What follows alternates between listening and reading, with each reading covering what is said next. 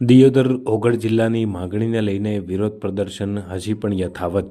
દિયોદર ધરણા કાર્યક્રમમાં બોર્ડર વિંગના પૂર્વ ડીઆઈજી લક્ષ્મણસિંહ વાઘેલાનું મોટું નિવેદન. બટોગે તો કટોગે, એક રહોગે તો સેફ રહોગે. લક્ષ્મણસિંહ વાઘેલા. ઓગળ જિલ્લાની માગણીને લઈને મહિલાઓ પણ ઉતરી મેદાને. બહેનો દીકરીઓની સલામતી માટે દિયોદરને સરકાર ઓગળ જિલ્લો જાહેર કરે. ભાવનાબેન ઠાકોર. ધરણા કાર્યક્રમમાં મોટાભાગના સંગઠનોનું પણ સમર્થન સામે આવ્યું છે.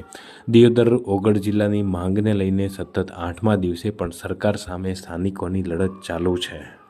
હું તો લોકોને એટલું જ કહીશ, દિયોદર તાલુકાના લોકોને, આજુબાજુના તાલુકાના લોકોને, જે મોદી સાહેબે કહેલું કે એક રહેંગે તો સેફ રહેંગે, બટોગે તો કટોગે. સંઘબળમાં ભયંકર તાકાત છે. संघबल होते सुल्तान को हटा जात, यही युग में बारडोली को निहारिए. बारडोलीનો સત્યાગ્રહ થયો તો અંગ્રેજ સરકાર જેવી સરકારે ગરીબ ખેડૂતો સામે ઝૂકવું પડ્યું.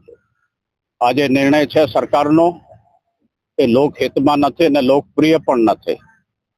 આપણે સૌએ એક સાથે મળીને એકતા દાખવીને સરકારને યાદ અપાવવું જોઈએ કે અંતે લોકશાહીમાં પ્રજા એ જ રાજા છે.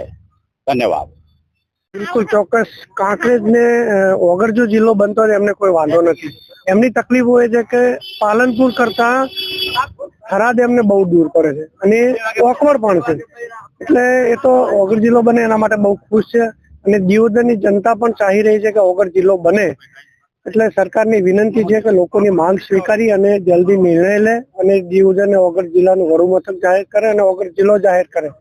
બીજી લોકોને પણ મારી ખાસ અપીલ છે કે તમે આગળ જે ભવિષ્યમાં જે બાળકોને તમને તકલીફો પડશે એનું વિચારીને બધા એક થાવ અને આંદોલનમાં જોડાઓ, જેથી કરીને આપણી માંગ સરકાર સ્વીકારે અને ઓગળને જિલ્લો જાહેર કરે.